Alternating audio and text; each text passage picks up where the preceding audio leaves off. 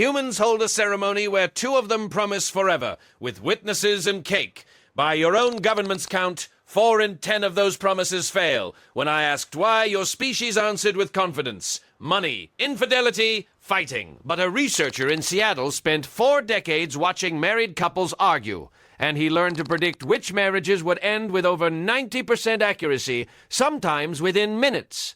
The tell wasn't shouting. It's smaller than a sentence, and it never looks like an ending. This is my report on how love dies, and how, in the lucky houses, it doesn't. The researcher's name is John Gottman, and his laboratory at the University of Washington was nicknamed the Love Lab. From the outside, it looked like an ordinary apartment. Inside, there were cameras in the walls. Couples came in wearing sensors that tracked their heart rate, their blood flow, the sweat on their skin, and they were asked to do something deceptively simple. Sit down together and discuss a disagreement for 15 minutes. Then Gottman followed those couples for years, sometimes decades, to see who stayed together and who didn't. And when he worked backward through the tapes, the endings were sitting right there in the openings. He found that how an argument starts decides how it goes 96% of the time. If the first sentence arrives already loaded, we need to talk, you did it again. He calls that a harsh startup. And the next 15 minutes are mostly a formality.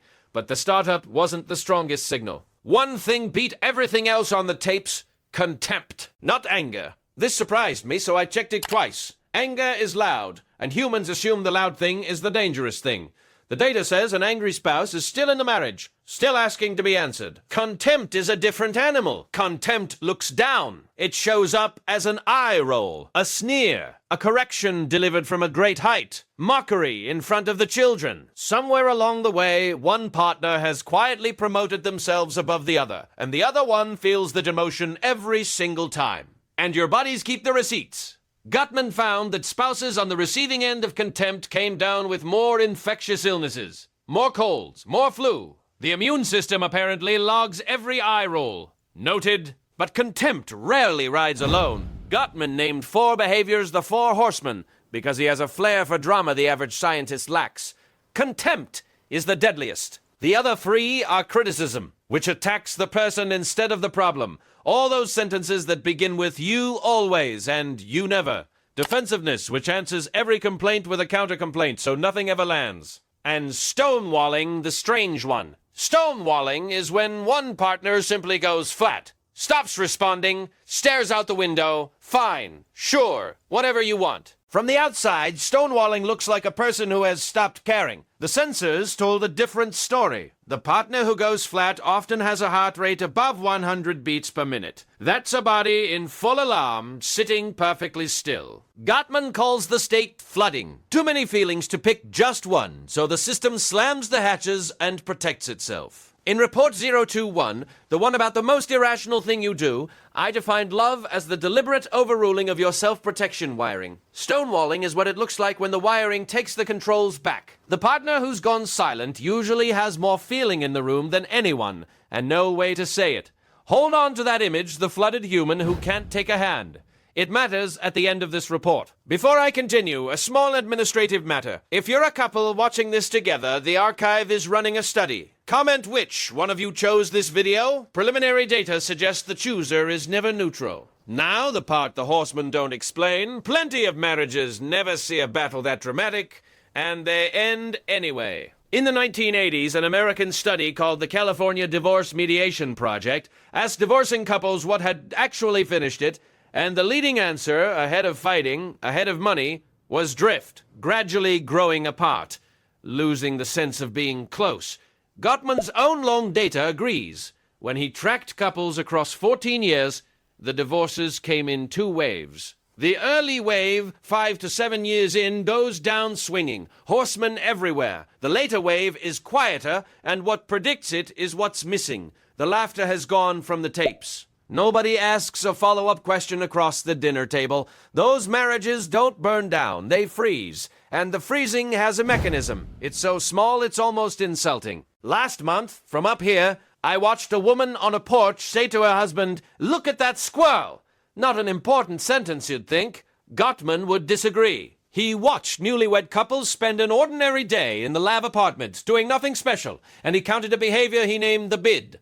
A bid is a tiny request for attention disguised as nothing. Look at that squirrel. Listen to this part. A sigh from the next chair. The squirrel is irrelevant. The bid is a coded transmission, and every human speaks the code fluently without knowing it exists. The message underneath is always the same. Are you there? You can turn toward the bid. Look up, look at the squirrel, say something back, or you can turn away and keep scrolling.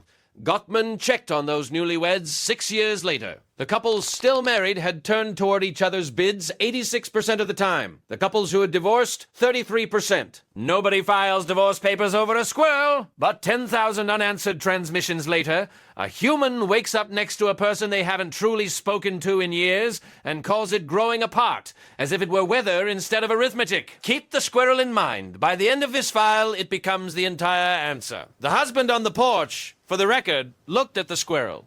At this point, you might conclude that the happy couples must be the ones who don't fight. Incorrect, and I found the actual findings strangely comforting. The couples Gottman calls the masters, the ones still affectionate after decades, fight plenty. By his count, 69% of the problems a couple argues about are perpetual. They never get solved. The same dispute about tidiness, or in-laws, or spending runs, in some form, for the entire length of the marriage. What separates the masters is a move Gottman calls the repair attempt. A repair attempt is anything that pulls a fight out of its nosedive. A bad joke at exactly the right moment. A hand on an arm. Can we start over? I'm being awful, aren't I? In the marriages that failed, repairs were launched and nothing received them. The flooded partner couldn't take the hand. In the marriages that lasted, the repair landed even mid-argument. Gottman ran the background math on those arguments too, and stable couples produced about 5 positive moments for every negative one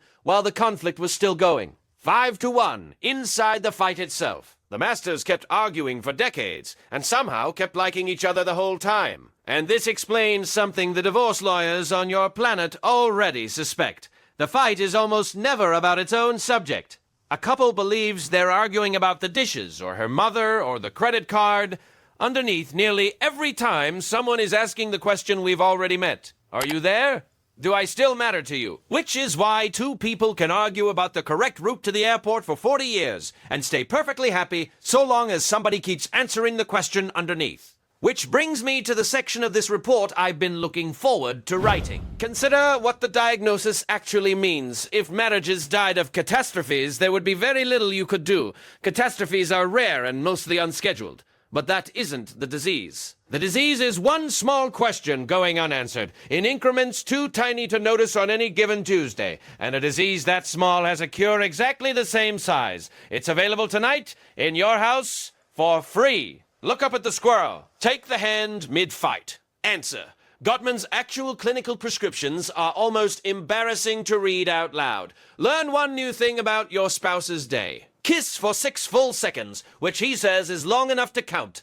I've observed your species at airports, and I can confirm most of you are well under regulation length. None of it photographs well, and none of it would make a decent movie, and that's rather the point. The maintenance of a marriage happens in increments of 6 seconds, which is why so many humans miss that it's happening at all. And here I need something from you, because there's a limit to what laboratories can do.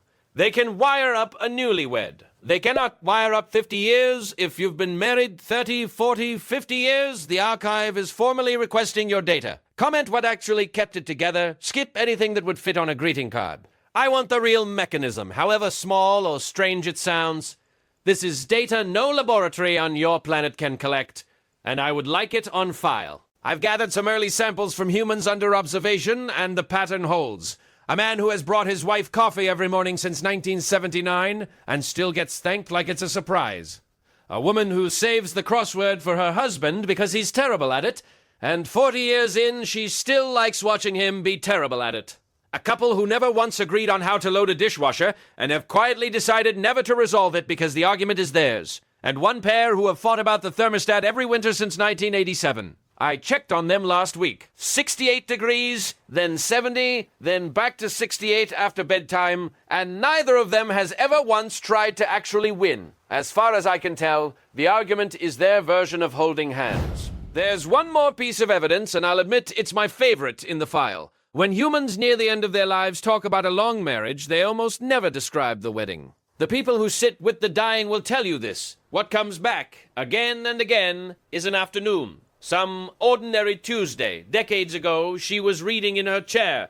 He was fixing the screen door. Nothing happened. No anniversary, no speech, nothing a camera would have bothered to keep, except that for 3 hours in a quiet room, the question was being asked and answered the whole time without a single word. Out of 20,000 days together, the mind, given one last look at everything, chooses that one.